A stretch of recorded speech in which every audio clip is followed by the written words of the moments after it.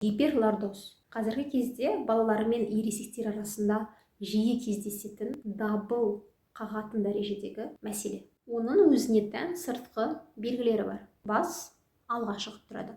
Мойын иыққа кіріп, қысқа болып көрінеді.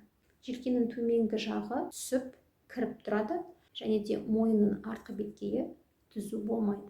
Сонымен қатар, мойынның гиперлордозы жетінші мойын, яғни желкенің төменгі аймағында төмпешіктің, яғни майдың жиналуына соқтырады. Мойын гиперлордозының жиі себептері ол физикалық белсенділіктің аздығы және де ұзақ уақыт бір қалыпта отыру. Мәселен, бүкірейген, мойын алға түскен қалыпта компьютер алдында жұмыс жасау немесе гаджеттарды ұзақ қолдану.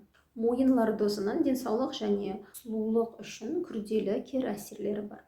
Тамырлардың қысылуынан қан ағысы нашарлайды, ауырсынулар пайда болады және бас айналады. Бұлшықеттер спазмынан мойын ауырсынады, лимфа ағысы бұзылып, ісінулерге алып келеді. Бас алға шығып, екінші иек қалыптасады. Мойын лордозын шақыратын тағы бір себеп ол бүкірлік, яғни бүкірею барысында мойын автоматты түрде басты түзу сақтап қаламын деп амалсыздан иіледі.